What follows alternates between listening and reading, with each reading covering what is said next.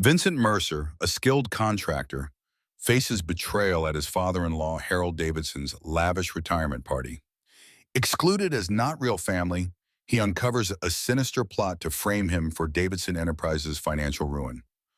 Armed with evidence from CFO Diana Lell, Vincent exposes decades of corruption, dismantling the Davidson empire with surgical precision. His wife Natalie's affair and complicity fuel his resolve.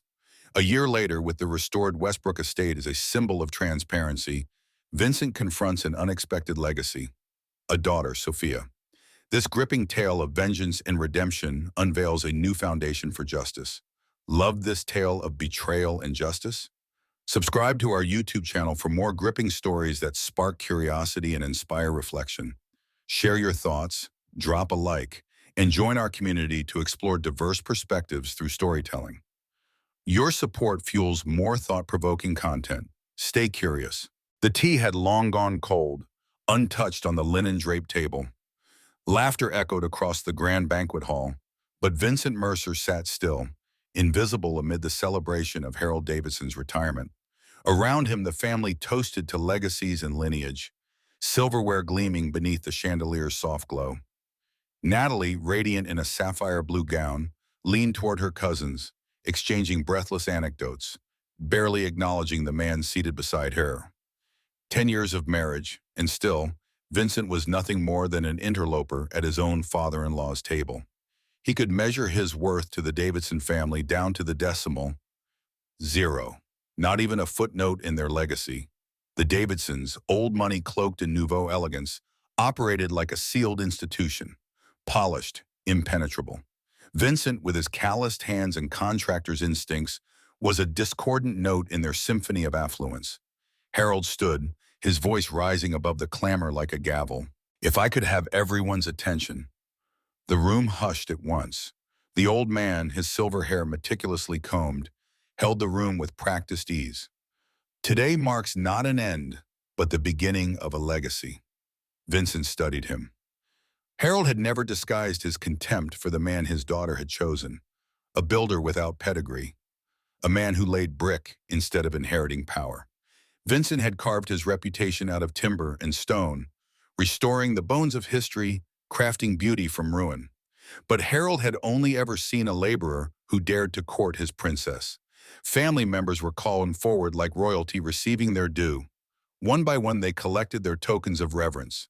Vintage watches, deeds to lakefront villas, fat envelopes lined with gold. Murmurs of gratitude and damp eyes filled the room. Then came Natalie. Harold's tone softened as he called his daughter forward. He handed her a small mahogany box. The Davidson sapphires, he announced solemnly. 5 generations of women have worn these on their most sacred days. Now they're yours. The gems shimmered under the chandelier's light as Natalie blinked away tears and embraced her father. Vincent remained unmoved, watching from his seat, unseen. He didn't expect recognition. He never had. What startled him wasn't the silence, but what came after it. Natalie returned, her face still glowing, but her hands held not a gift, but a serving tray. "Could you take this back to the kitchen?" she asked, her voice honeyed but taut. "They're short-staffed." He stared at the tray, then at her. "You want me to bus tables at your father's retirement gala?" "Don't make a scene," she hissed, her smile never faltering. "You're not real family. Just help out." The tray felt like ice in his hands. A decade, 10 years of silent loyalty, of biting his tongue, of never quite belonging. And this was what remained. Without a word, Vincent stood, spine straight, and turned toward the kitchen doors. "Actually," Harold's voice rang out, halting him mid-step, "there's one thing I saved for last." The clink of forks ceased, all eyes shifted. "Vincent," Harold said, beckoning him with an open hand, "would you join me up here, son?" Vincent set the tray down, its clang soft but sharp in the stillness, and made his way to the podium. Natalie's gaze followed him, stunned, unblinking. Harold placed a heavy hand on his shoulder. 10 years ago, I thought my daughter had made a grave mistake," he said, his voice steady. Ripples of surprise moved through the guests like wind over water. "I saw only a contractor, a man with no pedigree, no bloodline. But what I failed to see was character. Vincent stood motionless, every muscle tight with disbelief. After years of quiet derision, of being tolerated but never trusted, the praise felt surreal. While others in this family were born into advantage, Harold continued, Vincent built his future one stone at a time. He crafted success not from inheritance, but from grit, vision, and integrity. Then Harold turned to face him fully. You've proven me wrong in every way that matters, and I'm man enough to say it. From inside his jacket, Harold drew an envelope. This isn't a gift, he said, voice thick with significance. It's something you earned. Vincent accepted it with measured grace, heart thudding. Inside was the Westbrook estate renovation contract, the most coveted historical project in the state. It would place his firm among the elite, elevate him from an outsider to a force within the industry. I added a personal investment, Harold added, to ensure it becomes your signature achievement. Gasps rippled through the room. Natalie's complexion turned ashen. Her father's validation had landed on the very man she'd dismissed with a tray just minutes before. To Vincent Mercer, Harold raised his glass, the future of craftsmanship in this family. Applause followed, some enthusiastic, others hesitant, but it was applause nonetheless. Vincent met Harold's hand with a firm shake. Thank you, he said. I won't disappoint you. As he returned to his seat, Natalie reached for his arm, voice low. I had no idea, she said, her earlier condescension erased by astonishment. He gave a small nod, but no words. Something had changed, though not in the way anyone else could see. In that moment of public triumph and private betrayal, a quiet shift occurred inside Vincent. A fracture beneath the surface, the birth of something colder, sharper. The following morning, sunlight streamed through the bedroom windows, casting glints off the sapphires at Natalie's neck. She turned her head to admire them in the mirror, angling the jewels just so. Vincent leaned against the doorframe, watching in silence. The memory of last night lingered like smoke. Harold's speech, the applause, the envelope burning like revelation in his hand. Dad's never endorsed anyone like that, Natalie said, meeting his gaze in the mirror. You should feel honored. Is that what I should feel? His voice was quiet, almost detached. She pivoted, the necklace drawing a line of light across her collarbone. What does that mean? You handed me a serving tray, he said, unblinking, in front of everyone. Oh, come on, don't be so sensitive. She waved it off, lips pursed. It was nothing. You're not real family, he repeated her exact words, each syllable deliberate. A flicker of irritation crossed her face. I was stressed. Dad was giving away heirlooms. You know how it is. He said nothing, but inside him the fracture widened. The applause, the contract, those were only surface victories. What had truly shifted was deeper, irreversible. Something had been broken, and something else, far more dangerous, had begun to take root. A breeze stirred the edges of Vincent Mercer's coat as he stood amid the overgrown lawn of the Westbrook estate, the air sharp with the scent of old brick and damp earth. Moss crept along the crumbling stone, and the once grand mansion loomed like a fallen monarch, stoic, scarred, and waiting for resurrection. Beneath the soft crunch of gravel under his boots, Vincent felt an unmistakable sense of belonging. This was his element: decay, potential, and the quiet promise of revival. His phone buzzed in his palm. A message from Parker Sullivan lit up the screen. Congratulations on Westbrook, champagne tonight. Vincent smiled faintly, thumbed a reply, site visit now, me at office at 3, and was about to pocket the device when another text arrived, this one from an unknown number. Your father-in-law's endorsement came with strings attached. Meet me at Riverside Park, North Gazebo. 1:00 p.m. if you want the truth. The words landed with a chilling finality. He didn't need to guess. He had never trusted Harold Davidson's sudden goodwill. Something deeper stirred beneath the surface of this opportunity, and now it was beginning to rot. By 1:00 sharp, Vincent approached the quiet, ivy-laced gazebo perched above the riverbank. Wind brushed through the sycamores, rustling dry leaves like whispers. A woman waited on the bench, her frame stiff, tension radiating from her spine like steel wires drawn taut. Her gaze lifted. Mr. Mercer? She asked, her voice low, alert.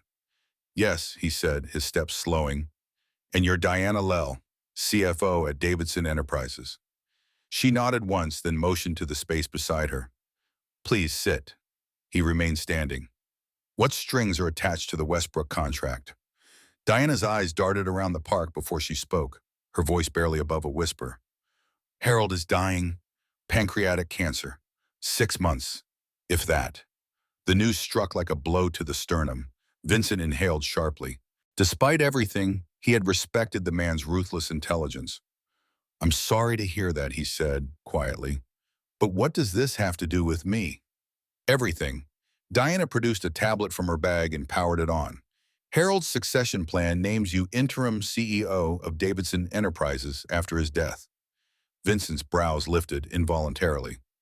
That isn't what I expected. Diana gave a humorless smile. Not Natalie? Not one of his nephews? She shook her head.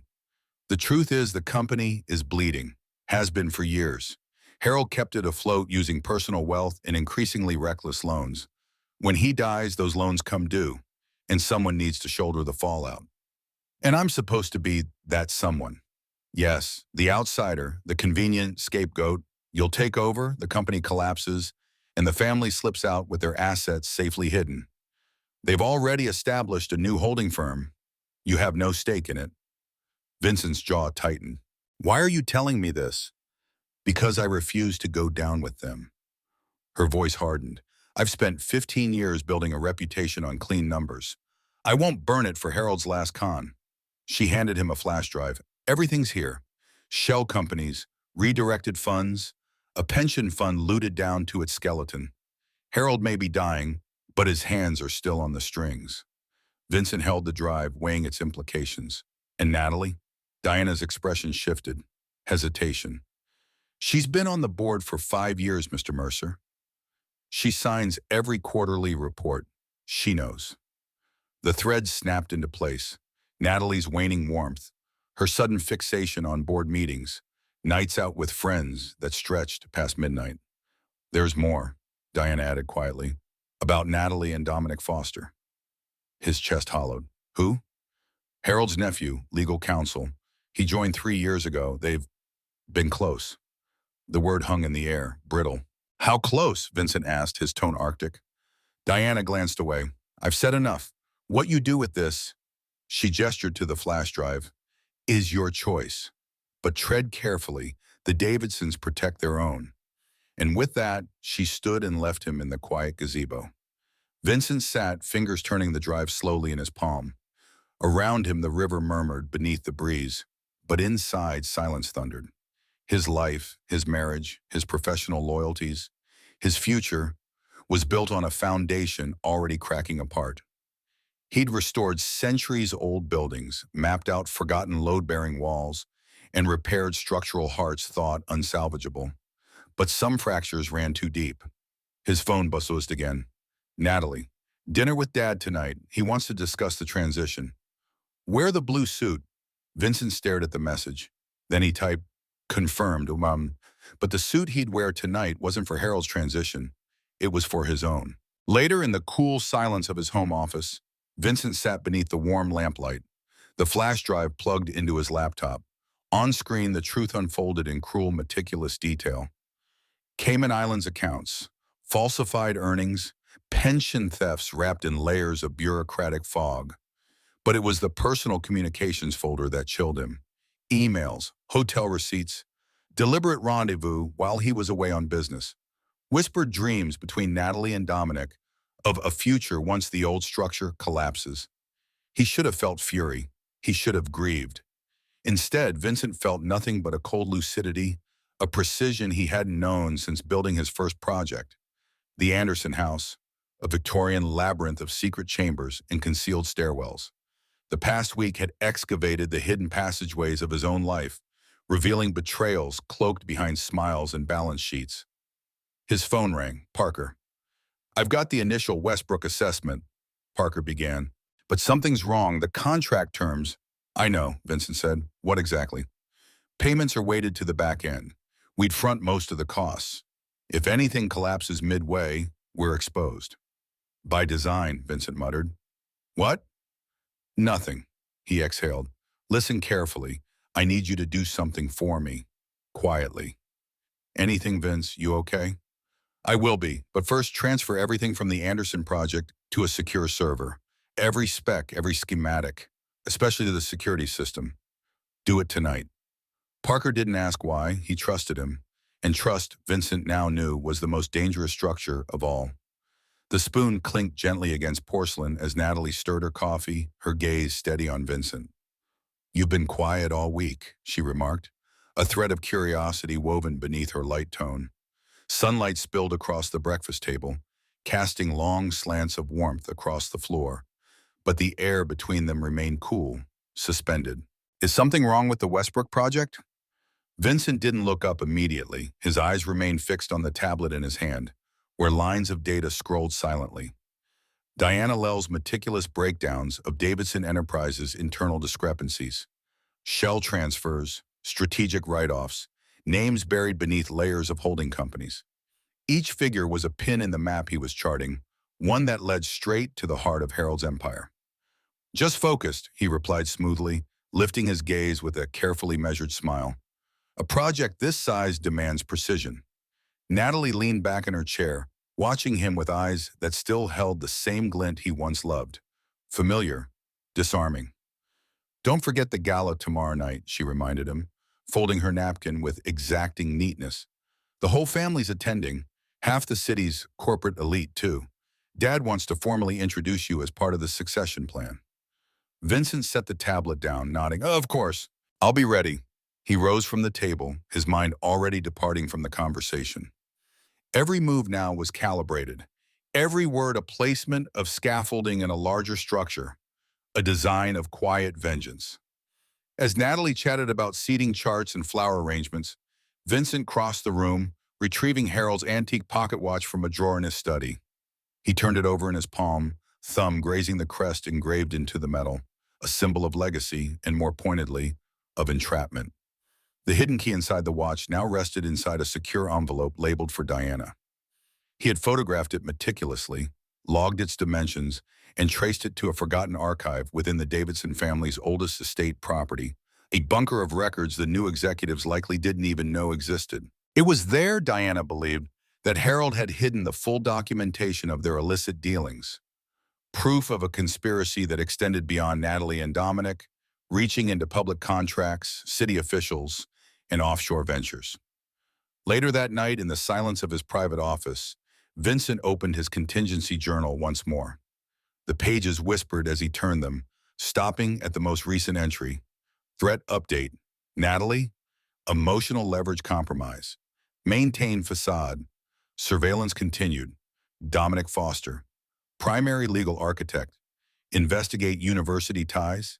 Asset portfolios. Harold Davidson. Terminal prognosis confirmed. Accelerated consolidation of power.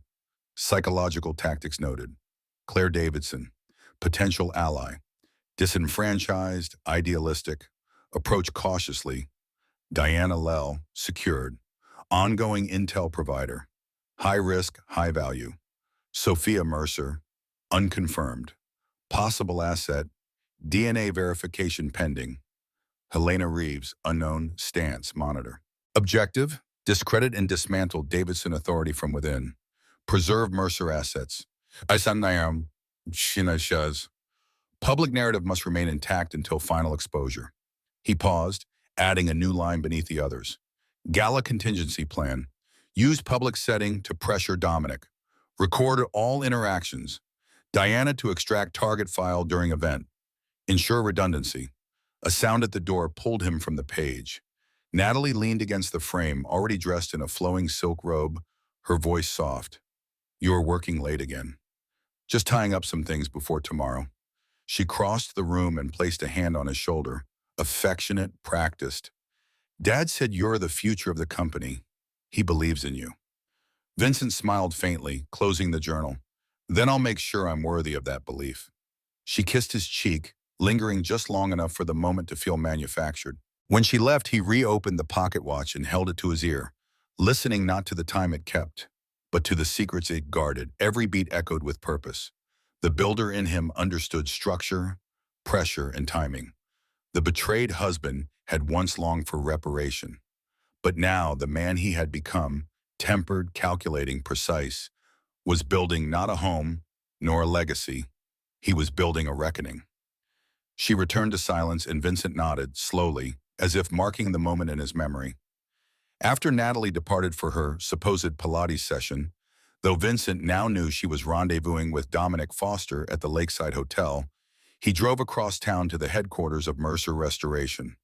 The building, once a crumbling warehouse in the heart of downtown, now stood proudly restored, brick walls weathered by time, massive timber beams bearing the scars and beauty of history. It was a cathedral to Vincent's philosophy: salvage what matters, build what endures. Parker Sullivan was already in Vincent's office, leaning against the edge of the desk, his arms crossed and eyes shadowed with worry. At 45, Parker was more than Vincent's project manager. He was the iron rod behind the vision, a structural engineer whose quiet brilliance had been integral since the company's inception. His loyalty was earned, not assumed. "I got the Anderson files," Parker announced without ceremony. "Now tell me, what's really going on?" Vincent shut the office door with deliberate care. "What I'm about to share carries legal weight. You need to decide right now if you want to hear it. I won't hold it against you if you walk away." Parker straightened. 10 years, Vince. You ever seen me walk away?" For the next hour, Vincent unraveled it all.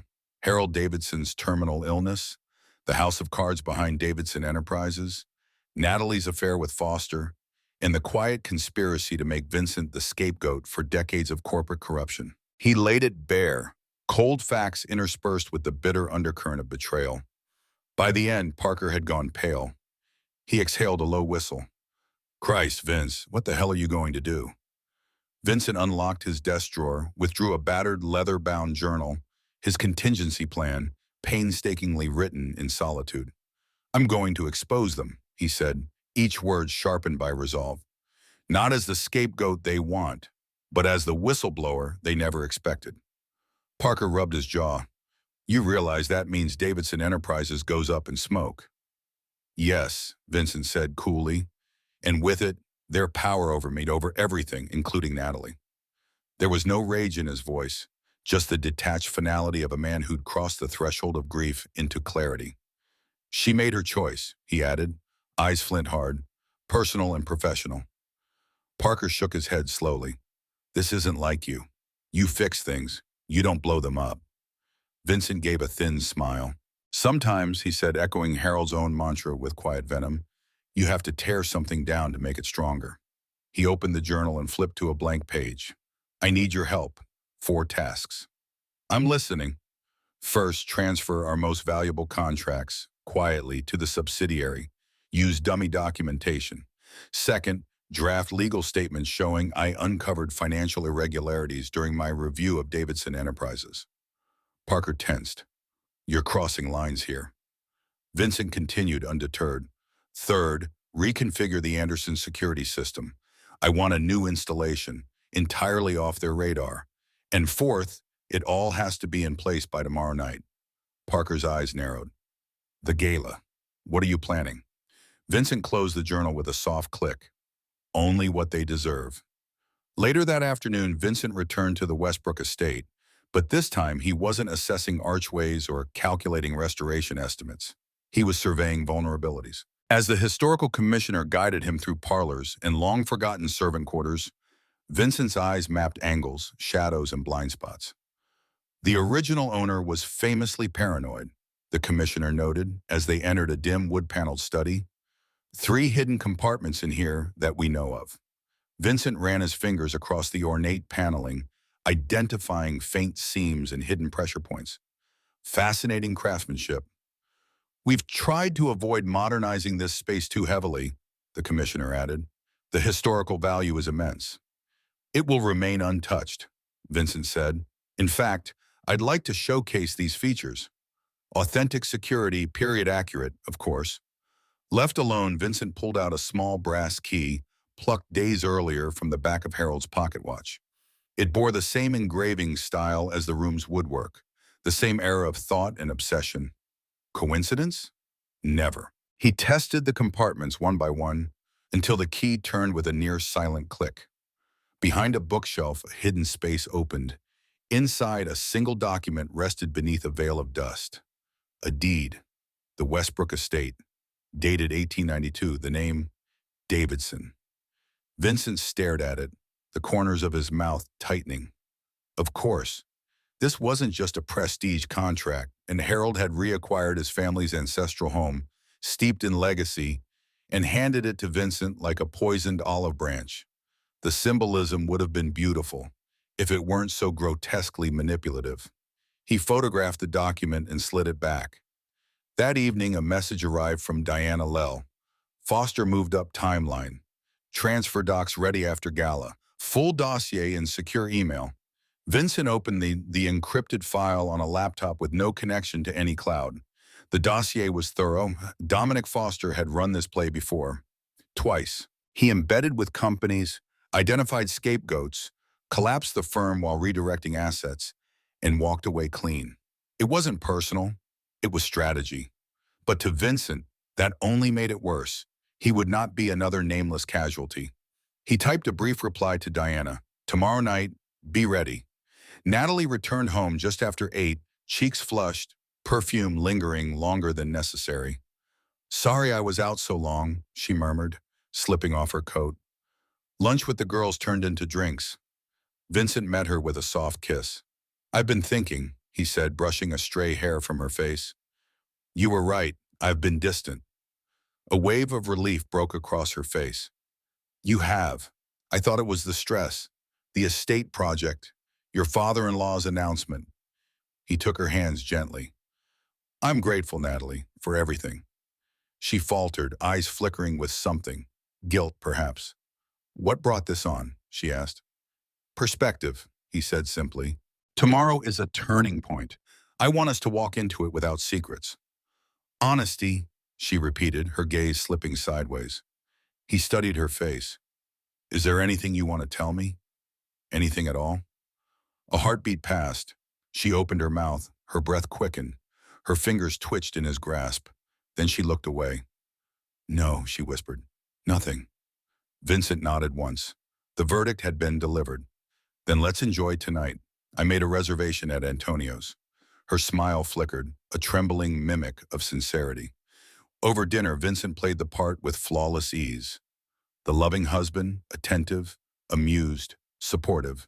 He asked about her friends, admired her dress, laughed in all the right places. Not once did he falter. Not once did he mention Dominic, the key, the deed, the hidden compartments, or the reckoning already in motion. The spoon struck crystal. All conversation hushed, like a ballroom of marionettes cut free mid-sentence. Vincent Mercer stood at the fringe of the crowd, spine straight, heart a quiet metronome beneath his tailored jacket. The hush had begun. Harold Davidson stood beneath the chandeliers, commanding, imperious, an emperor of hollow empires. His voice rich and oiled as it rolled across the room. Friends, colleagues, distinguished guests. The man spoke like he owned time itself. Tonight is more than a charity gala. It is a celebration of legacy and future. Vincent's eyes swept the ballroom as Harold continued. Gowns shimmered like liquid moonlight. Men straightened their lapels as if adjusting to judgment. He watched them not with some awe, but calculation. Each guest a component, a bearing wall, a silent conduit in the structure of his design. Some knew the role they played, most didn't, but all would soon learn the consequences of building a top rot. Only an hour ago, they'd been leaving the restaurant. Natalie's hand had slipped into his, delicate, manicured, still perfumed with the wine and lies of their evening. I almost forgot, he'd said, turning as though a whim had just occurred. From his pocket, he drew a box, soft and velveted, its color like ink against candlelight. A gift for tomorrow's announcement. Inside the earrings, sapphire, deliberate, not heirlooms, but sculpted to mimic them, glinted with tailored precision. He'd commissioned them in secret, their cut chosen to echo the necklace around her throat. Natalie gasped softly. Vincent, they're beautiful, she'd said, voice thick with what she likely thought was genuine gratitude. You didn't have to. I wanted to. He had kissed her cheek, lips barely brushing the powder-dusted skin. They're meant to complement the Davidson sapphires. Family supporting family, right? Her smile flickered, a tremor too quick for most to catch. But Vincent saw it, noticed the faint recoil before she rallied. Right, she echoed. Family. Later, lying beside her in the cool hush of their suite, Natalie asleep and turned from him like a door just slightly ajar, Vincent reviewed the blueprints. Not of concrete or glass, but of retribution. Every line drawn with care. Every consequence plotted like steel reinforcements in a foundation meant to bear unimaginable weight. By this time tomorrow, the Davidson dynasty would no longer be a monument, but an excavation. The ballroom pulsed with opulence and unspoken deals. Light fractured through crystal, scattering diamonds across the marble floors. A quartet filled the air with elegant noise, the kind that masks secrets rather than soothes hearts. You look devastatingly handsome, Natalie murmured now, appearing at his elbow. Her midnight blue gown, molded like a second skin, turned every head she passed. The Davidson sapphires at her ears and throat gleamed, a symphony in stolen blues. Every woman here is wondering how I got so lucky, she added, voice playful, fingers curling at his wrist. Vincent smiled, practiced and precise. Luckiest man in the room, he agreed, slipping his hand to the small of her back. Across the room, Dominic Foster stood beside Harold, feigning interest in the conversation. But his gaze, restless, ravenous, kept drifting to Natalie, each glance a confirmation, a confession without words. Your father seems energetic tonight, Vincent remarked mildly. No one would guess he's unwell. A pause. Natalie stiffened ever so slightly. What do you mean? Diana mentioned it in passing, he said, keeping his tone light. Health concerns. I assumed you knew. Something about making sure the transition goes smoothly, considering his treatments. The sharpness in her breath was real. Diana told you? About Dad? In passing, Vincent repeated with a shrug. Probably nothing. Before she could respond, Harold descended upon them, his persona lacquered thick with charm. There's my visionary son-in-law, he boomed, clapping Vincent's shoulder like a man sealing a pact. Ready for your grand entrance? Born ready, Vincent returned, easy confidence cloaking the steel beneath. That's the spirit. Harold turned to his daughter. Natalie, the Mallisters are asking for something about the children's hospital fundraiser. She departed with a rustle of silk. As she vanished into the crowd, Harold's expression sharpened, his voice lowering. Foster tells me you've been asking questions, digging into the company's structure, financial reports, that sort of thing. Vincent's gaze didn't waver. Due diligence. If I'm stepping into your shoes, I need to understand what I'm inheriting. And what do you think you're inheriting, Vincent? A complex structure in need of steady hands. His voice was calm, surgical. Harold studied him, truly studied, for the first time in years. A flicker of something passed between them. Recognition, respect, or perhaps exhaustion. Indeed you are, the old man said finally. That's why I chose you. He checked his watch. 20 minutes. I suggest you make your rounds. Vincent didn't move until Harold walked away. Then a vibration at his hip. Parker, systems activated, monitors live. Diana in position. Vincent replied with a single letter. K. As he moved through the crowd, he shook hands, exchanged nods, offered practice compliments. Every step choreographed. Each interaction a pillar in the architecture of what was to unfold. At the bar, he found Dominic ordering drinks. 2 glasses, Foster said, then noticed him. Mr. Mercer, the man of the hour. Excited about the announcement? Vincent accepted his whiskey without looking away. Anticipating it, he added. Foster's grin was taut. Davidson Enterprises is intricate. So I've heard. Fortunately, the board seems eager to help with the more complicated elements. I've always found, Vincent said, lifting his glass, that to understand any structure properly, you must examine the foundation. What lies beneath tells you everything. Foster's smile flickered. Sometimes what lies beneath is best left undisturbed. Perhaps, Vincent allowed, but I've made a career out of uncovering buried flaws. The moment froze like a chessboard in its opening moves. Their eyes locked. Bishop to Queen's Rook. The game had begun. Enjoy your moment in the spotlight, Foster said, lifting both glasses. I've prepared quite an introduction for you. As he turned and walked away, Vincent slipped the tablet from his jacket. 3 split screens glowed back at him. One, Harold's private office, where Foster entered and placed the champagne beside a folder. 2, Natalie in conversation with the mayor's wife, lips smiling, eyes scanning. 3, Diana near the service entrance, a slim case in her hands and purpose in her posture. He pocketed the device as the music fell silent. The spoon struck crystal again. The night had begun. Applause thundered through the ballroom like a crashing tide. But Vincent Mercer stood perfectly still, rooted, steady, as Harold Davidson's words echoed through the marble and chandeliers, has demonstrated extraordinary vision, integrity, and skill in his own right. Though he came into our family as my daughter's husband, tonight I am proud to welcome him as my successor. At Vincent's side, Natalie squeezed his hand, her smile practiced, her nails biting into his skin. This is it, she breathed, her voice ripe with what could have passed for pride. But Vincent had learned to recognize performance, and tonight the stage was his. He stepped forward, accepting the mantle with a graceful nod, the very image of humility carved into flesh. Thank you, Harold, Eccles said, his voice clear and firm, carrying effortlessly across the opulent space. And thank you all for your warm welcome. The Davidson legacy is one of excellence and innovation, values I have long strived to embody.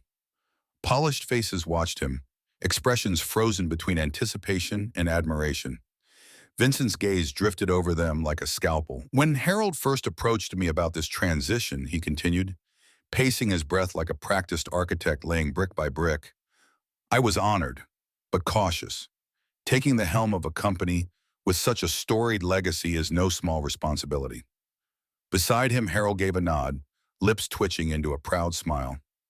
So, Vincent said, pausing, his voice sharpening, I did what any builder would do. I examined the foundation. A ripple passed through the room. Tension coiled in the silence. Harold's shoulders went rigid. Across the room, Dominic Foster froze mid-toast, champagne glass hovering like a guilty thought. What I discovered, Vincent said, each word now deliberate and cold, was a structure in imminent danger of collapse. Whispers stirred, hushed and urgent.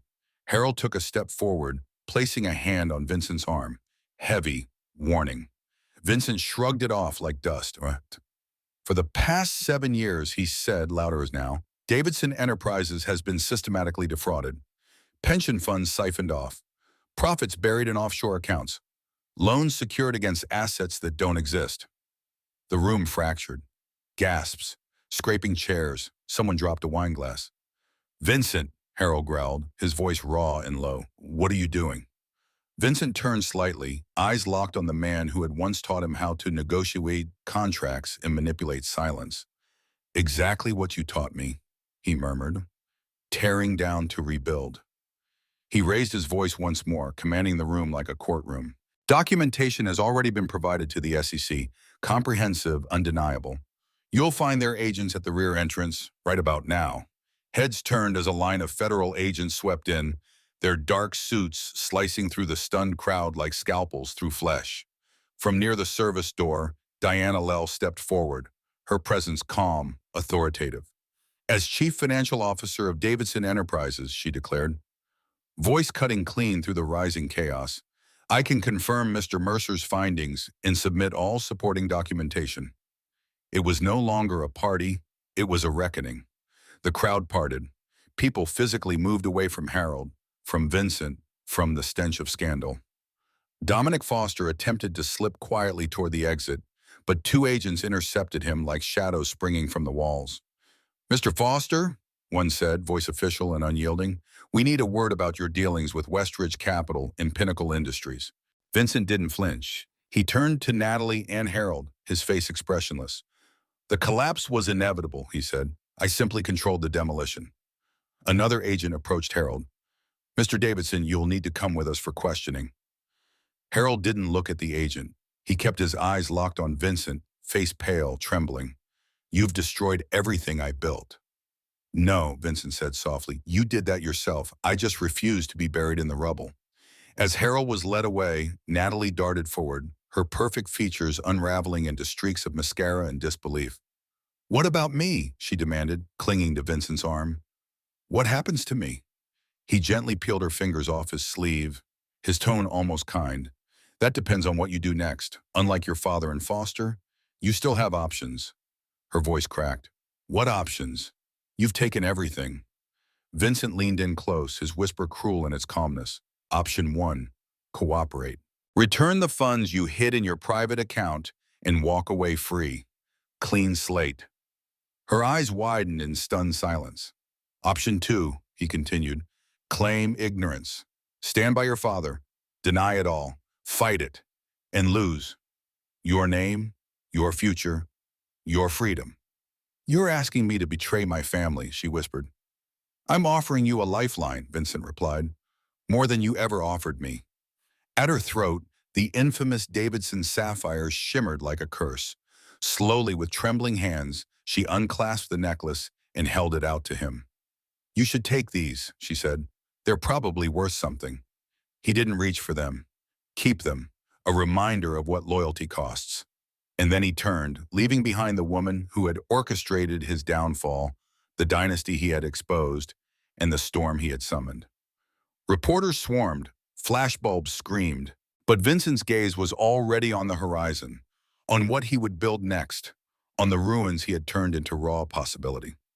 Golden afternoon light spilled through the floor-to-ceiling windows, gilding the polished table where Vincent Mercer sat, stylus in hand, his posture composed but alert.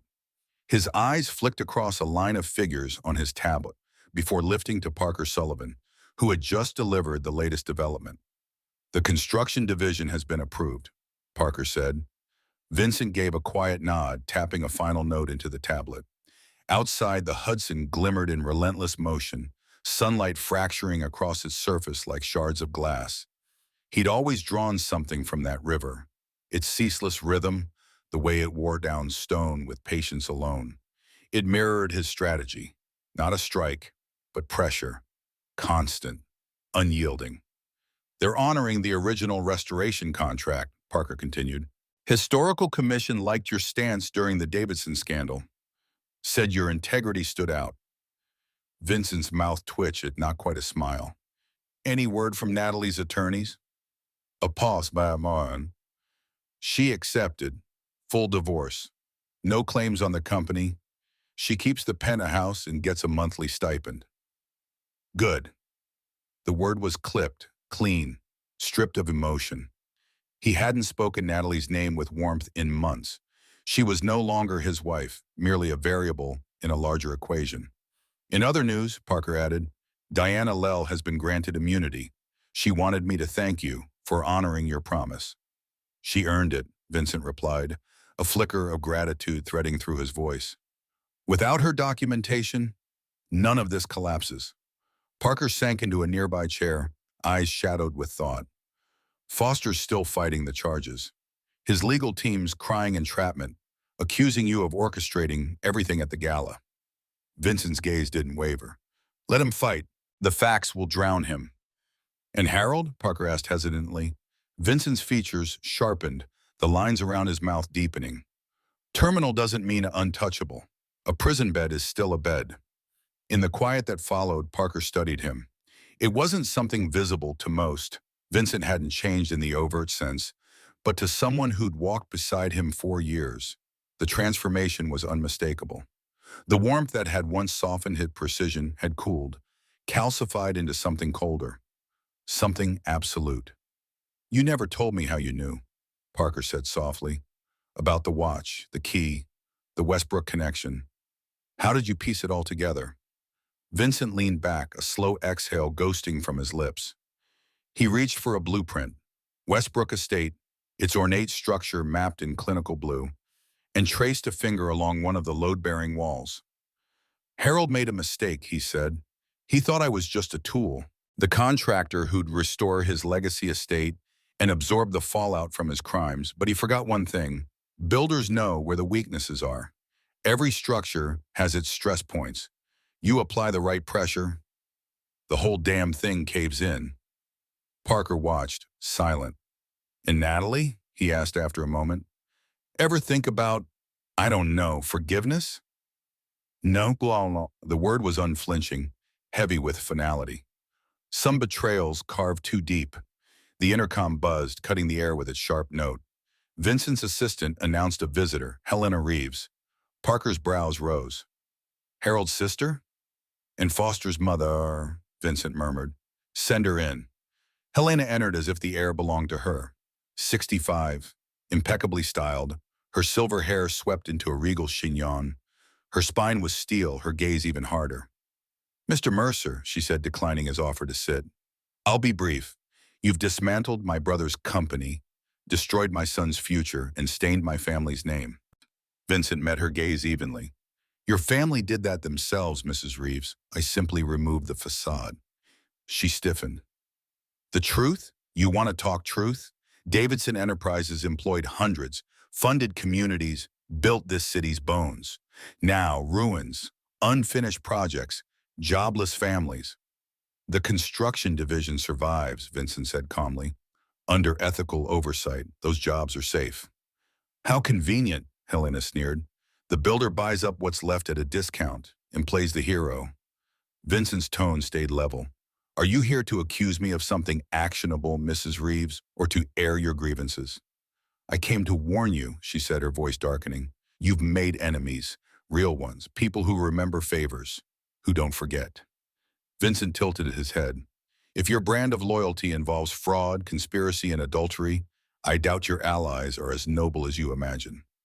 She stepped forward, mask slipping to reveal the rage beneath. Dominic was supposed to be the scapegoat, a quiet restructure. Instead, you turned the tide and shattered everything. I did what you would have done to me, Vincent said, rising. He now towered over her, a silent challenge. And let me be clear, I've cataloged everything. Your role on the board, the diverted pensions, the illegal accounts. If anything happens to me or my firm, the documentation goes public. Fear flickered in her eyes. Not long. Just enough. You think you've won? She spat. No, Vincent replied. I think you finally understand the stakes. She turned on her heel and stalked out. Parker let out a low whistle. You think she'll strike back? Undoubtedly, Vincent replied, which is why we begin phase 2 now. Parker frowned. I thought it was over. Vincent didn't look up as he opened a secure file on his computer. An organizational web unfolded on screen, names, companies, shell accounts, civic institutions, political figures, all strung together like circuitry. Harold, Natalie, Foster, they were the visible nodes, Vincent said, voice cool. The network goes deeper. We dismantle it all. Parker leaned closer, eyebrows lifting. Since when have you been building this? Since the night of the retirement party, Vincent said, almost absently. When I realized what they planned for me, I started mapping everything. Enablers, shadow partners, silent profiteers. Parker's voice dropped. And what do you plan to do? Vincent's expression was unreadable, but his eyes were ice. Apply pressure, he said, until the entire edifice collapses, just like they meant to do to me. Parker stared at him, unease rising. This feels less like justice and more like retribution, Vincent finished quietly. Yes, perhaps it is. That night in a bare apartment high above the city, Vincent sat alone. No ornate trim, no lavish distractions, just clean lines, function, control. He stared out at the skyline, the lights below flickering like a circuit board. Everything had a system. Everything had a flaw. And he had learned exactly where to press. Vincent's eyes narrowed as the screen lit up. An unfamiliar number had sent a terse, urgent text. They're planning something, meeting tonight at the Winslow Club. Foster, Helena, and 3 others. Details in your secure email. DL. No signature, but he didn't need one. Only Diana Lell ever sent messages that struck like coded warnings from deep within enemy lines. He tapped a quick acknowledgement, then swung open the lid of his laptop, the blue glow casting harsh shadows across his weathered face. Within seconds, he was inside the encrypted vault where Diana's full message awaited, tight, surgical in its detail.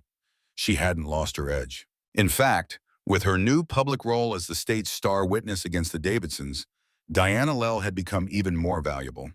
Her position made her untouchable for now, too visible to silence, too pivotal to sideline, and it granted her access to data others kept buried. Her email contained floor plans, access codes, and a full list of attendees. Two of the names made Vincent pause. Heavyweights, people whose connections reached far beyond the Davidsons' inner circle. He opened the leather-bound contingency journal he kept nearby, his master ledger of reckoning, and began sketching out new branches in the sprawling diagram of complicity.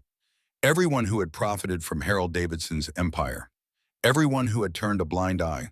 Every judge, every board member, every socialite whose silence had been bought with favors or fear. Vincent had once been a savior of crumbling architecture, restoring forgotten mansions and cathedrals with reverent precision. Now those same instincts served darker designs, the surgical collapse of a dynasty rotted through with corruption. He didn't just want revenge, he wanted structural failure, collapse by design. He isolated vulnerabilities within the Davidson network like a seasoned engineer identifying unstable load-bearing beams. A whispered affair here, a falsified permit there, networks of influence masked as charitable boards and civic committees. If any single beam cracked, the rest would follow. As midnight approached, Vincent opened a secure tunnel to the surveillance feed he'd embedded in the Winslow Club months earlier. Not foresight, just a long-running protocol. The club's private dining suite flickered to life on his screen, elegantly lit, walls lined with vintage brandy and silence bought by wealth. Helena Reeves sat regally at the table's head, surrounded by legal vultures and power brokers. On either side, attorneys for Harold and Dominic Foster. Across from them, two city councilmen, men whose re-election campaigns had been watered with Davidson money. Vincent inched up the volume. Helena's voice sliced through the ambient hum. "He's vulnerable through his company," she said crisply. "The Westboro contract is his lifeline. Disrupt it, and we cut off his oxygen." One of the councilmen nodded, lips pursed. "The Historical Commission works under the council. We could raise ethics concerns, cast doubt on his eligibility." "Not enough," Foster snapped, agitation sharpening the edges of his once polished tone. "He's dismantled everything. He deserves more than a financial hit." Helena reached out, resting a cool hand on her son's wrist. "Patience, Dominic. We do this surgically. If we strike without control, he'll gain sympathy, leverage." "What about his personal life?" a lawyer chimed in, flipping through a dossier. "With Natalie gone, is there someone else? Family? A girlfriend? A weak link?" Vincent's jaw clenched as Foster supplied the answer. "Parker Sullivan, his project manager. Old friend. They're close. That might be our angle." Helena didn't hesitate. "Explore it. Everyone has pressure points. Find his." Vincent closed the feed and snapped the journal shut. His decision was made. Phase 2 would commence. The Davidsons had built their fortress on a bedrock of fear and coercion. Now Vincent would turn those same weapons inward. One by one, the keystones would crack and the walls would fall. He picked up his phone, thumbs moving with purpose as he composed the message to Diana. Time to implement the Westbrook Protocol. All targets, no exceptions. Her reply was swift. "Understood. Files ready. No turning back." "Are you certain?" He didn't hesitate. He remembered Natalie smiling at that retirement party, venom tucked behind velvet words, "You're not real family." He remembered the tray in his hands, heavy with hors d'oeuvres and humiliation. He remembered Harold's hand on his shoulder, grooming him for destruction. He remembered Foster's whispered plans, Natalie's laugh as they plotted. His response? Proceed. 6 months later. Vincent stood alone in the grand ballroom of the Westbrook estate, the morning light slicing through the restored stained glass like divine judgment. Jewels of color danced across the polished marble, clean after decades buried under grime and rot. The ceiling had been replastered and repainted by hand, its intricate medallions shining like relics reborn. The preservationists had wept when they first toured the site. Parker Sullivan stepped beside him, brushing plaster dust from his sleeve. "The Historical Commission's ecstatic," he said, eyes lifted to the rafters. "They're talking about a lifetime award at the next preservation gala." Vincent didn't smile. He traced the carved wainscoting with his gaze. "The craftsmanship deserved to be remembered," he murmured, "even if the family didn't." Parker paused. "You heard about Harold?" "I did." Vincent's voice was flat. "Compassionate release. Cancer buys leniency, even from the law." "That's not the real news." Parker's tone dropped. "Helena Reeves was indicted this morning. Tax fraud, conspiracy, wire transfers from half a dozen shell accounts."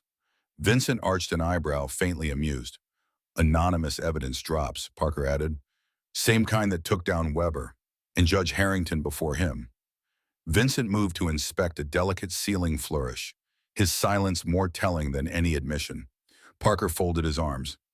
"You know, this systematic collapse, it feels like a Mercer job.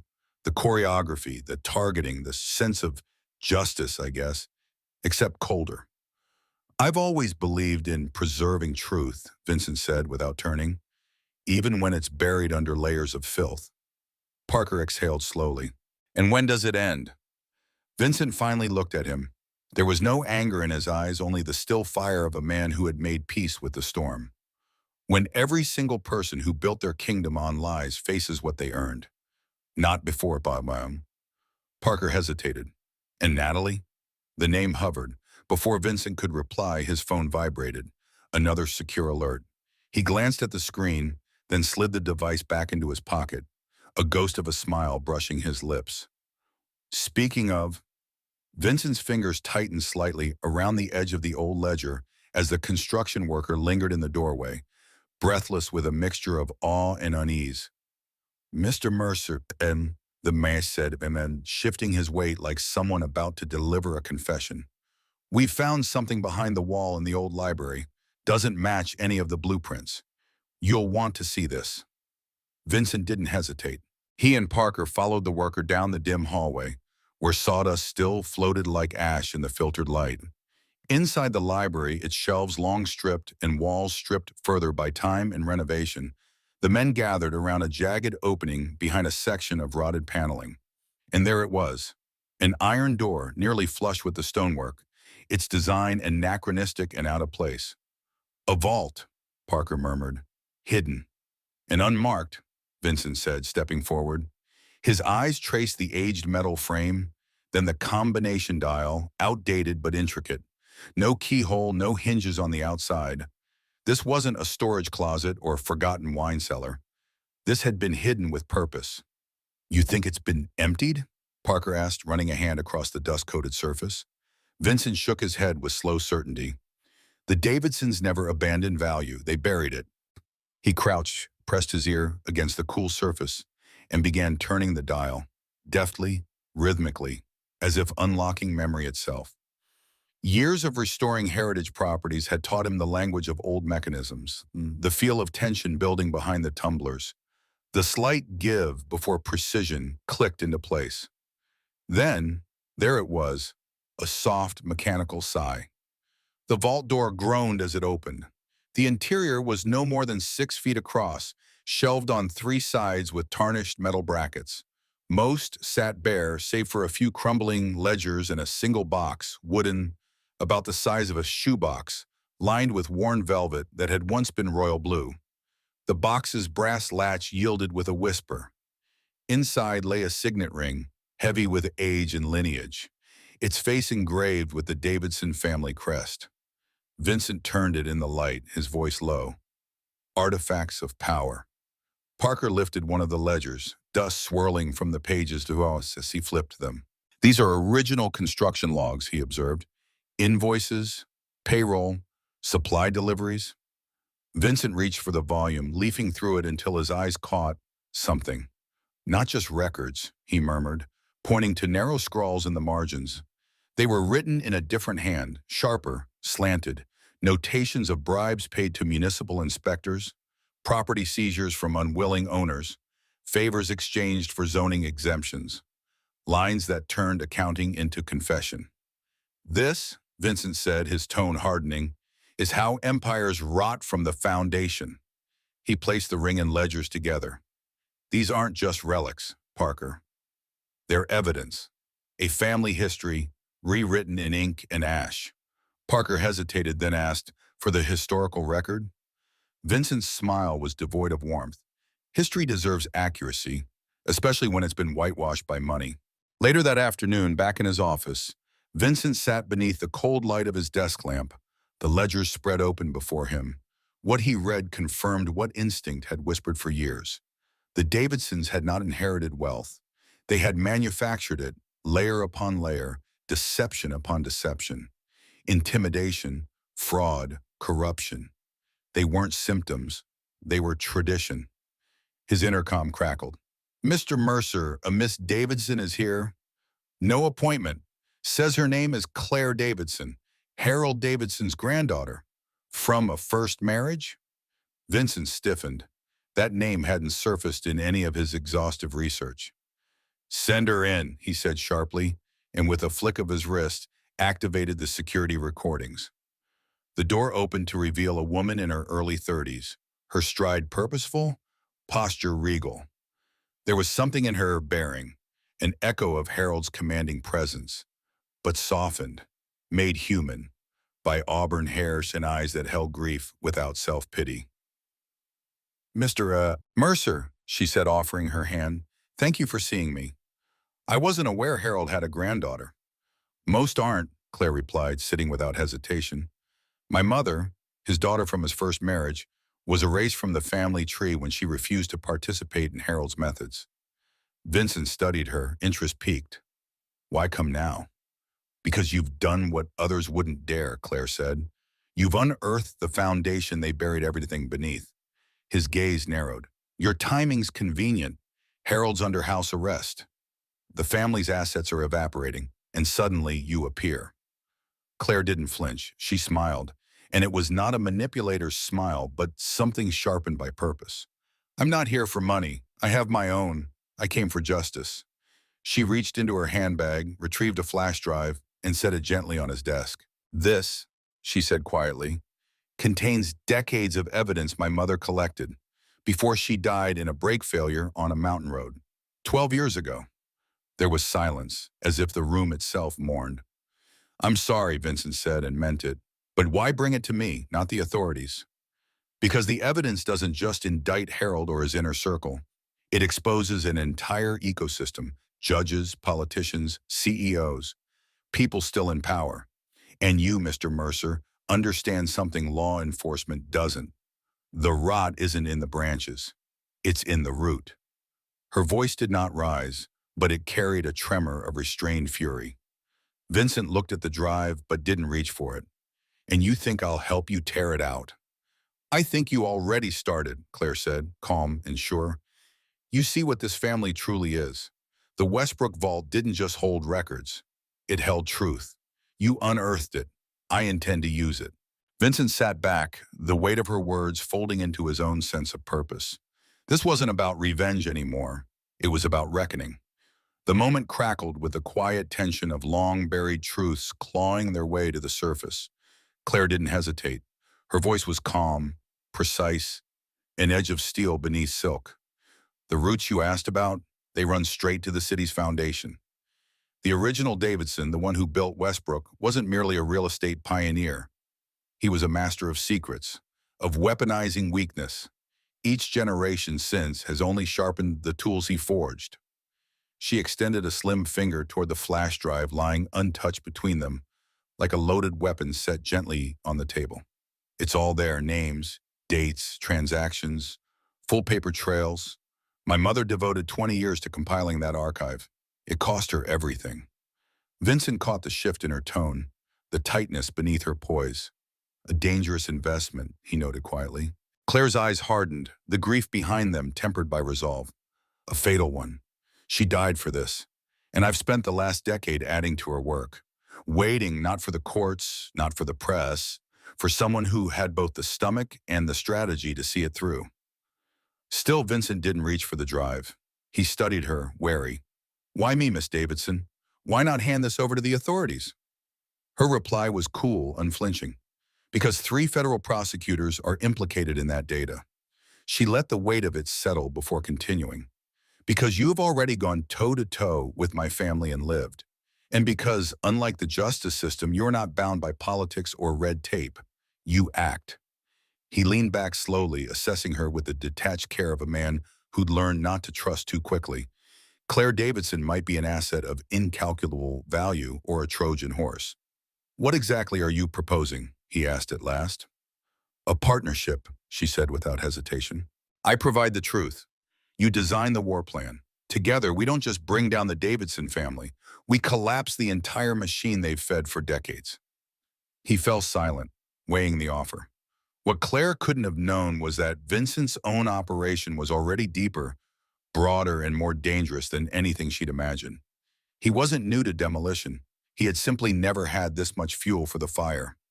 I'll need to verify the contents, he said, finally picking up the flash drive. And your identity. Claire nodded, unsurprised. Of course, you'll find DNA confirmation of my link to Harold. My mother was his first daughter. Everything else, the bribes, the betrayals, the bodies, it's all in there. Then almost unexpectedly, she smiled.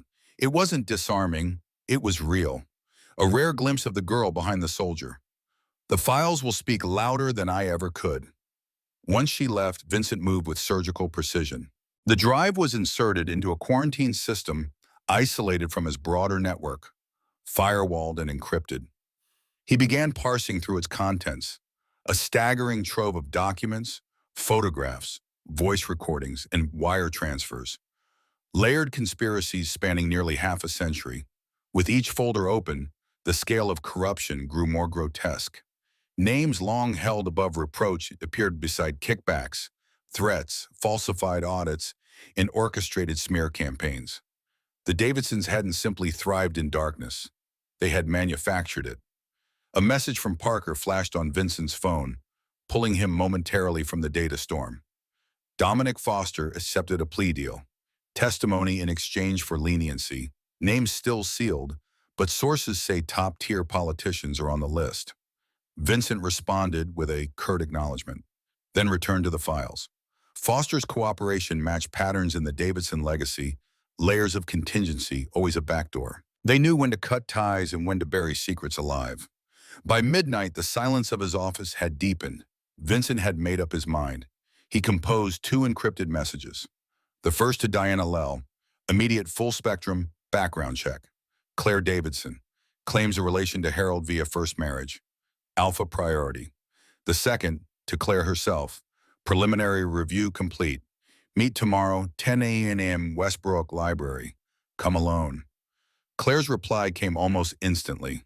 I'll be there. And Mr. Mercer, thank you for the opportunity.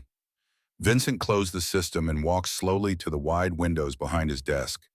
The city shimmered beneath him, glass and steel glowing in the night like a sky turned upside down.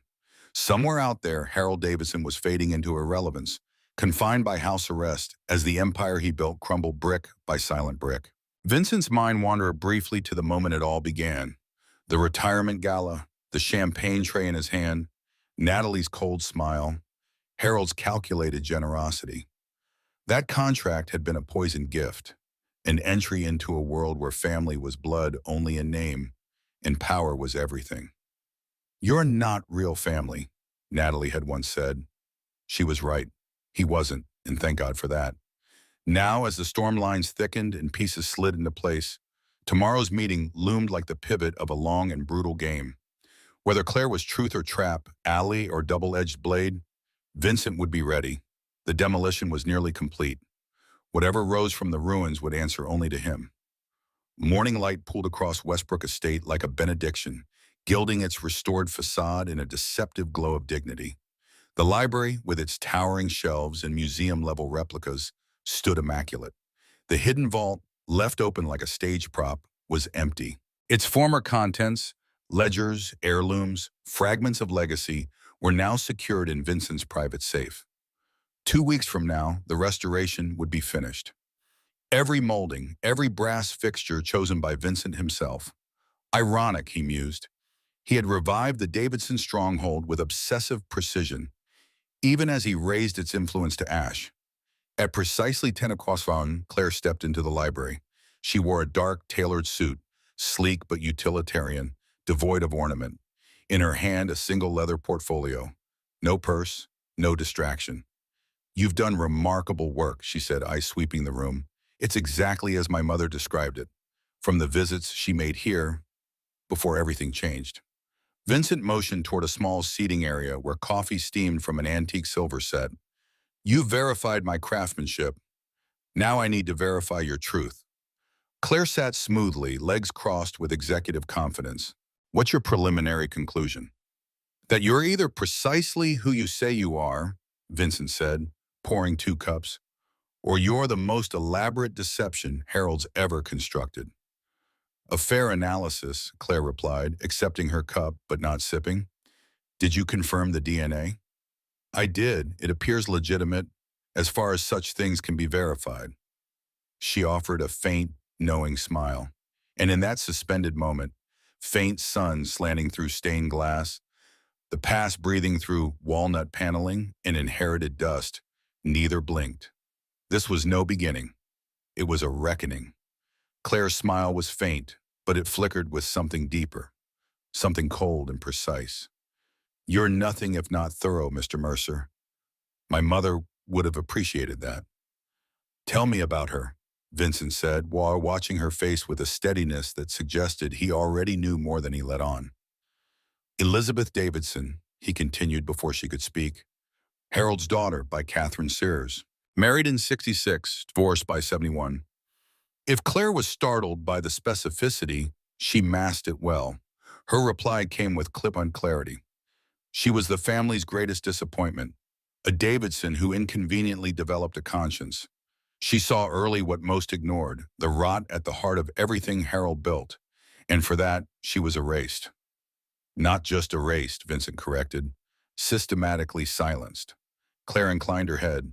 He used every ounce of his influence to grind her down. Doors closed before she even knocked. Promising careers dissolved into ash. Every relationship sabotaged. Eventually, she gave up trying to belong. "She changed her name," Vincent murmured, "vanished across the country, and built a new life." "For herself," Claire added, "and for me. But she never let go of her investigation. It became her obsession, her life's true work, a forensic audit of 3 generations of criminal legacy." Vincent studied her, the dark gleam of his eyes just visible over the rim of his coffee. "Revenge is a potent motivator." "Justice is more potent," Claire countered quietly, "and it endures." "A fine distinction in theory," Vincent said, lowering his cup, "but messier in practice." "Not so fine," she replied. Her voice held a scholar's edge, calm and exacting. "Revenge seeks to hurt. Justice seeks to balance. The first is emotional, the second, structural." "And which are you after, Miss Davidson?" "Both," she said without hesitation. "I want to see the empire Harold built, his illusion of invincibility, burned down. But more than that, I want the cancer cut out. I want every mechanism he corrupted exposed to the light and dismantled, brick by brick." Vincent gave a small nod, impressed by her candor. "That aligns with what Diana Lell told me." Claire stiffened. "You've spoken to Diana?" "I verify everything," he replied evenly. "Diana confirmed your mother's existence, your upbringing, and your quiet campaign against the family. She absorbed this, then let out a breath, her tension loosening by a fraction." "What else did you uncover?" "That your timing was intentional," he said, leaning forward. "You could have released your evidence years ago, but you waited. You let me strike first." "I waited until the structure began to fracture," she replied. "Every previous attempt was crushed before it began. You understood something fundamental about the Davidsons that others didn't." "And what was that?" he asked. "They're builders," Claire said simply. "Generation after generation, they understood load distribution, weight thresholds, the bones of an edifice. You fought them with architecture, with pressure points. You struck where it mattered." Vincent felt it then, a flicker of connection, not sentiment, but recognition. She had named what had always been instinct to him. He stood. "There's something I want to show you." He crossed to the fireplace and pressed a hidden catch. A faint click, and a panel slid open, revealing a narrow alcove tucked behind polished oak. Claire peered in. A vault? A message hub, Vincent clarified, used by the original Davidson to relay confidential instructions. Nothing written, nothing traceable. She stepped closer, running her fingers lightly along the edges. I didn't know this existed. Few do. We uncovered it during the restoration.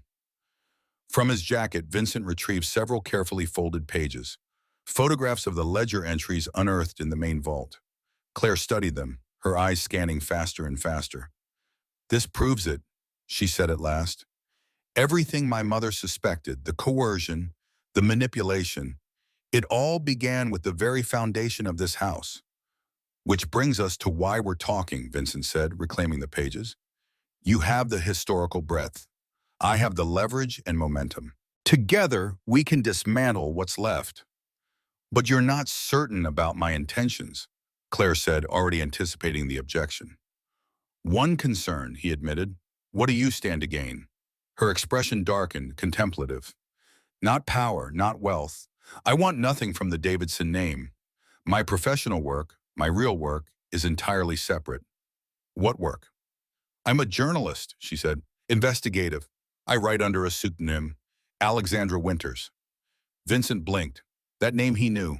The exposés on pharmaceutical fraud, the healthcare scandals, the takedowns that left industries reeling. You wrote those? I did. Impressive, he said, but it still doesn't answer my question. Claire met his gaze evenly. What I gain is this, closure, a conclusion to my mother's lifelong battle, a reckoning not only for Harold, but for the network he empowered. Vincent noted the tremor beneath her calm exterior, a ghost of grief not yet buried. And after that? I continue, she said simply. There's never a shortage of truth that needs excavating. He sat back, considering her. Then at last, he made his choice. I propose a targeted alliance. Limited scope. Mutual discretion. We coordinate where necessary, but operate separately. Clean lines. Independent actions. Claire nodded. That's wise. Essential, Vincent corrected. Some of my tactics are flexible, legally speaking. I won't compromise your journalistic ethics. Her lips curled in a dry smile. And I should warn you, my methods aren't exactly textbook either. For the next 2 hours they worked, deftly, methodically, trading intel, identifying pressure points, building a blueprint for collapse. Claire's archival evidence merged seamlessly with Vincent's current data, connecting dots he hadn't seen, mapping corridors of influence he'd only guessed at. As they finished reviewing the last dossier, Claire set it down. There's a name missing from your priority list. Vincent met her gaze, impassive. Natalie. She's lost everything, he said after a moment. Her wealth, her influence, even the illusion of a future. But Claire didn't look away. That's not the same as justice. She didn't flinch, just stood still, arms folded, staring hard at the blueprint of Westbrook Estate and as if it might rearrange itself into answers. Vincent's footsteps were soft on the old parquet as he returned from the call, his expression unreadable.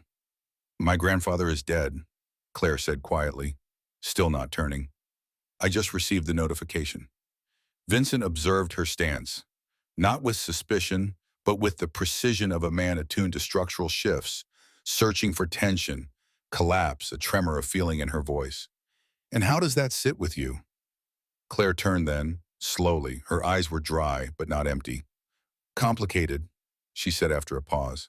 He was a monster. Cruel, corrupt, insatiable in his greed. But still, he was my blood. I've spent so long fighting the legacy of his crimes that I never truly asked myself what I'd feel when he was gone. Vincent gave a nod, solemn and deliberate. Justice outlives its targets. His death doesn't end the work. No, she agreed, breathing in, grounding herself. If anything, it escalates it. Harold was the keystone. Remove him, and the rest of the structure doesn't crumble. It reconfigures, shifts, becomes unstable, possibly more dangerous. My thoughts exactly, Vincent said, already calculating. We accelerate. By dusk, the library had become a war room. Claire matched him move for move, their dialogue terse, focused, each suggestion cutting a clearer path through the tangle of corruption Harold had left behind. Together, they charted out a comprehensive strike plan. Judges whose rulings tilted unnaturally in the Davidsons' favor, politicians whose generosity with zoning laws had curious timing, business partners whose ledgers gleamed too cleanly for the dirt they dealt in. Each name pinned to a consequence.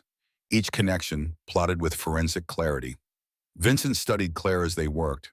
Her mind operated with an architect's foresight, mapping collapse with surgical precision. Identify the load-bearing lies, extract them, and let the facade fall under its own weight. It was, in essence, demolition by truth.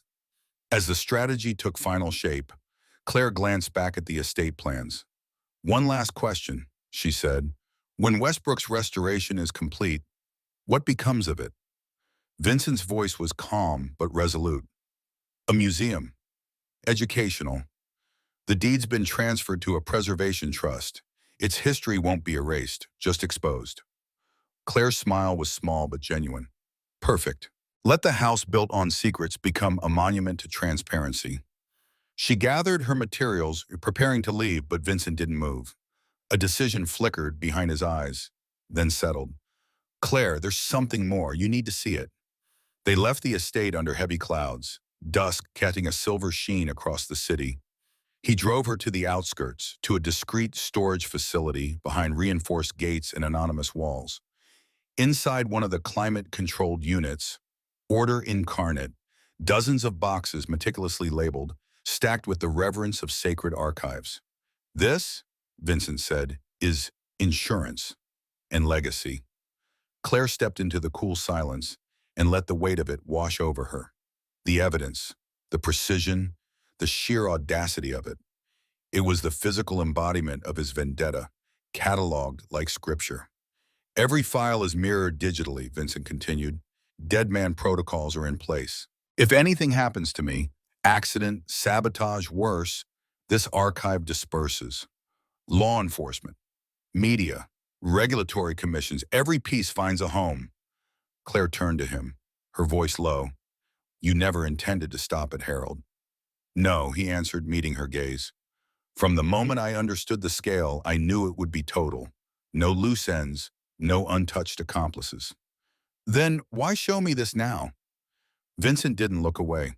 "Because if we're truly partners in this, you deserve full clarity. And if I'm taken out, someone has to make sure the system executes cleanly." Silence stretched between them, taut with meaning. Claire gave a slow, deliberate nod. "I understand, and I won't fail you." As they drove back, the sky had darkened to a bruised blue. Vincent's phone buzzed again. He answered, and Parker's voice came sharp through the speaker. "The medical examiner's report just came in," Parker said. "Harold's death is being labeled suspicious. Possible poisoning." Vincent's grip on the wheel tightened. "There's more," Parker added grimly. "Natalie's gone. Her apartment's been emptied. Fast and sloppy. Looks like she left in a hurry." Vincent exchanged a look with Claire, both recognizing the implications before the words came. "Interesting timing." "Helena Reeves is already making legal noise," Parker continued. "She claims Harold's death voids key testimony. Without him, certain documents can't be authenticated." Vincent gave a dry laugh, cold and humorless. "Predictable. It won't hold, but it'll drag things out." As the call ended, he briefed Claire. Her expression sharpened as the new pieces fell into place. "Natalie's disappearance implies foreknowledge," she said, "either of Harold's death or of something even worse about to come to light." Vincent looked out the windshield, mind already working through contingencies. "Either," he murmured, "is a signal. The next move is ours." And as the lights of the city rose to meet them, Vincent and Claire moved not as survivors, but as architects of reckoning, ready to bring down the rest. He read the note once more, the elegant scrawl coiled with veiled menace. "The prodigal son takes his rightful place. Welcome to the family, Vincent." No signature, but it didn't need one. The seal on the heavy ring, Davidson's unmistakable, glinted coldly in the dim hallway light of his apartment. The same ring he'd unearthed from the vault in Westbrook, now returned, unbidden. A token of recognition? Or a warning disguised as tribute? Vincent turned it slowly between his fingers, watching the engraved crest catch shadows. Every curve of metal whispered history, wealth, domination, and betrayal. Natalie's hand was behind this, he was sure.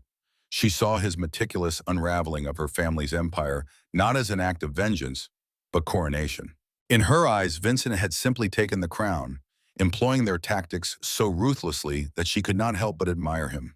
She misunderstood, fatally. He slipped the ring into a sterile evidence pouch, sealed and labeled it with forensic precision, then added it to the growing archive that lined the wall of his study, a quiet museum of deceit, fraud, and generational rot. Vincent wasn't becoming a Davidson. He was their undoing, root and branch. His crusade would not stop at tarnishing a name. It would raise the edifice their power had built, brick by brick, memory by memory, until nothing remained but a caution carved into public record. He tapped out a message. Phase 1 complete. Phase 2 begins tomorrow. Be ready. Seconds later, the reply lit up the screen. Ready and committed. No mercy, no exceptions. A faint smile touched his lips. Claire's words mirrored his own doctrine. Unyielding, surgical, just. Perhaps she understood him better than anyone else had. They shared more than strategy now. They shared an ethic forged in fire, refined by betrayal. The demolition was entering its final act. And from its ashes, something incorruptible would rise. Not a dynasty, but a framework. One built on truth, accountability, and transparency. Structures that could not be gamed by greed or protected by silence. 1 year to the day since Harold Davidson's grand farewell, Vincent stood alone beneath a waning sun on the marble terrace of the restored Westbrook estate. The scent of lavender and tilled earth drifted from the replanted formal gardens, whose symmetry mirrored archival designs, now married to a state-of-the-art subterranean irrigation system, invisible to the eye but vital to longevity, sustainability, the original builders never dreamed of. Tomorrow, the estate would reopen as the Westbrook Historical Center, its halls rededicated not to legacy, but to truth. Preservationists, scholars, journalists, and city officials would gather to witness what Vincent and Claire had transformed, a house once stained by corruption reborn as a museum to its own collapse. One wing would chronicle the rise and calculated fall of the Davidson machine, complete with documents, photographs, and unreleased audio that laid bare the methods of power abuse masked as business acumen. A soft chime from his phone broke the stillness. Final judgment had been rendered in the Davidson Enterprises bankruptcy case. The last legitimate assets dispersed, to creditors, to the pensioners who had been left stranded, and to restitution funds aimed at repairing systemic damage. The Davidson name, which was once synonymous with prestige, now lived on in ethics casebooks and criminal databases. 27 indictments, 15 convictions, 9 plea deals, 3 judges unseated, 2 regulatory bodies restructured from the ground up. Claire's exposés, published under her alias Alexandra Winters, had detonated across media channels. Her evidence left no room for rebuttal. Even the most insulated perpetrators found themselves forced to face justice. National acclaim followed, along with a prestigious journalism award, but Claire remained grounded. For her, like Vincent, the victory was structural, not symbolic. He had stayed in the shadows, feeding strategy and material into the flame she wielded so precisely.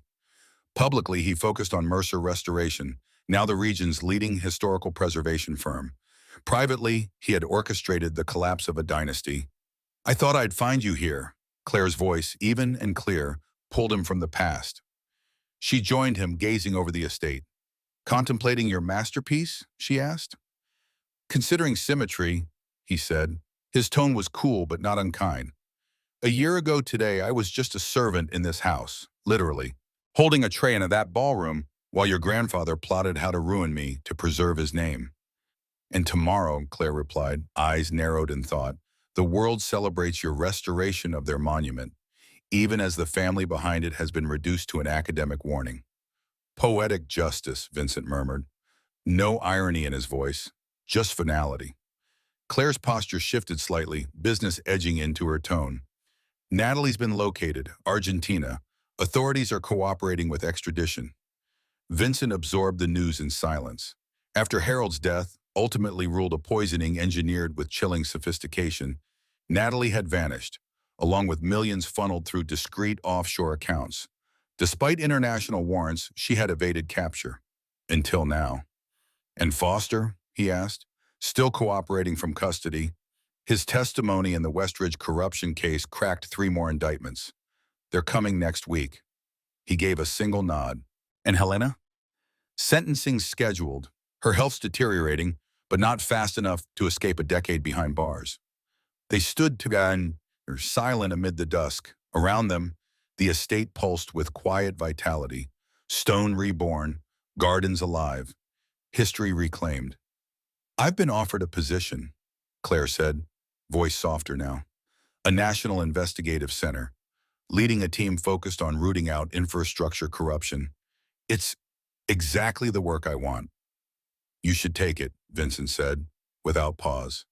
Your work deserves that reach. She studied him for a long moment, the sharpness in her gaze softened by something else, something closer to concern.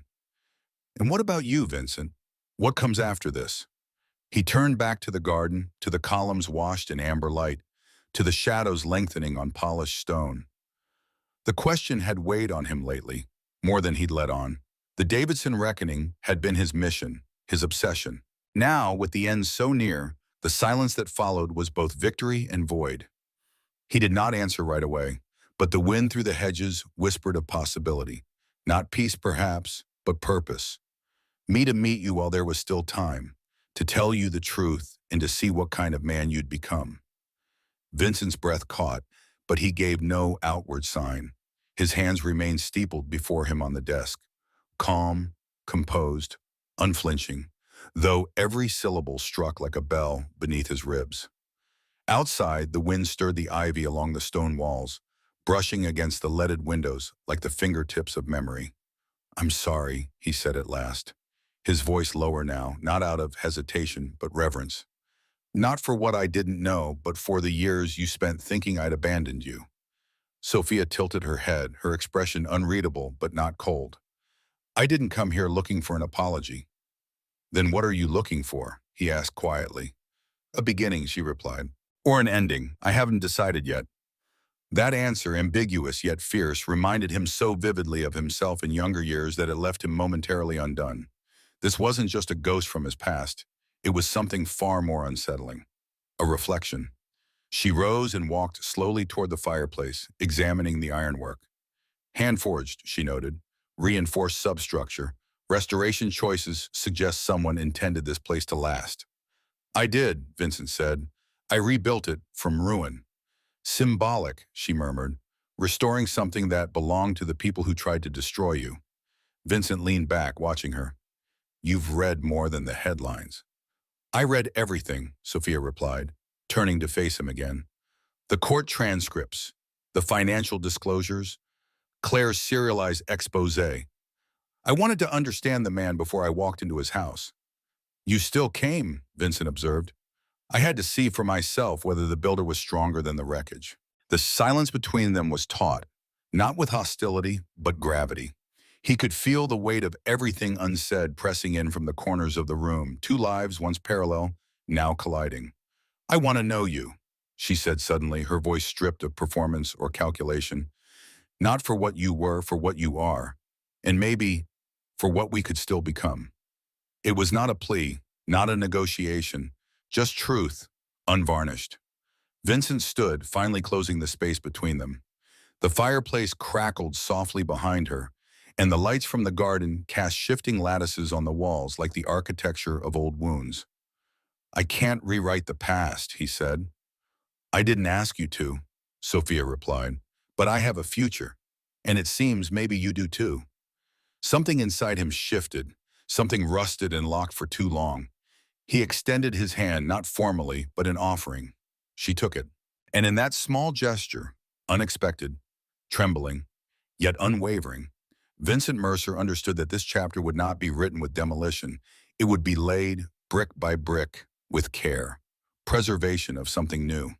From outside came the sound of distant laughter, faint through the evening wind. The estate, once a monument to corruption, now pulsed with the fragile heartbeat of redemption. In the darkness, the name Sophia Mercer no longer sounded foreign. It sounded like a blueprint. She didn't tremble, but something in her voice wavered, like a note held too long in uncertain air. "I've known about you my whole life," Sophia said softly. The weight of that admission folding between them like a carefully preserved letter finally opened. She kept everything: articles, interviews, your projects. "I've followed your career for years. I just needed time to find the courage to reach out." Vincent Mercer didn't flinch. His expression remained composed, impenetrable, as it always had in moments of upheaval. Decades of betrayal and battles had forged a discipline in him, one that refused to crack under the strain of surprise. But beneath that practiced calm, something unspoken shifted, a tectonic stir in the bedrock of his identity. "I'll need to verify this information," he said, his voice measured but firm. "Of course," Sophia replied without hesitation.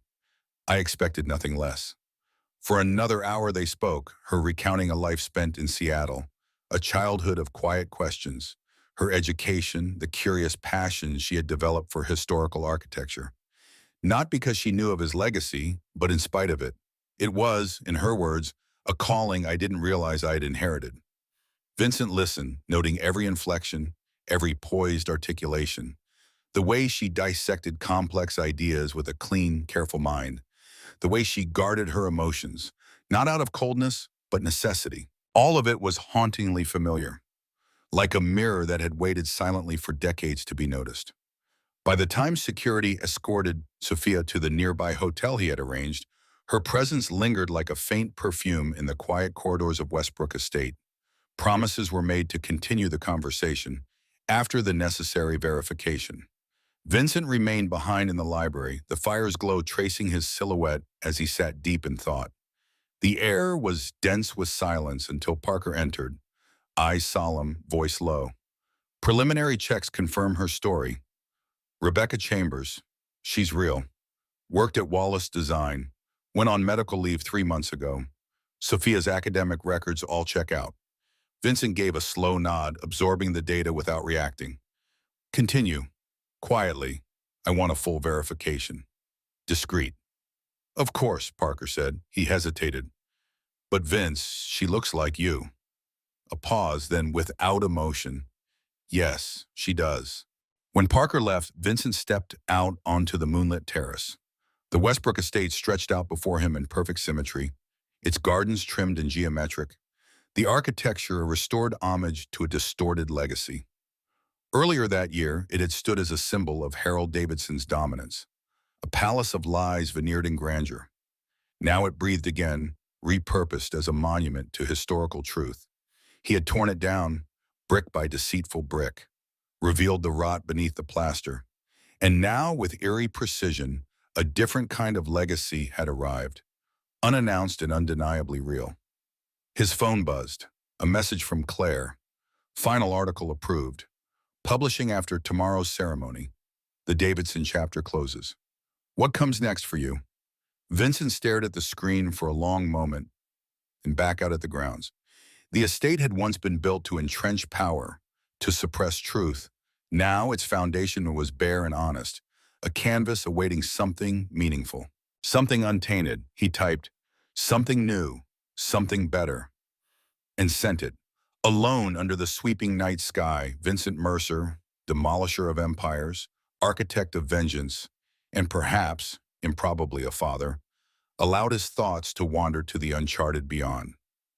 His mind, once a crucible of wrath, now entertained the fragile hope of creation. The final beam removed from the Davidson edifice had not only closed a chapter, it had cleared the ground for something unimagined. The true inheritance Harold Davidson had left him wasn't wealth or revenge, but the sheer, rare chance to begin again. Tomorrow the world would bear witness to the grand culmination of Vincent's meticulous reckoning. But the day after would be his alone.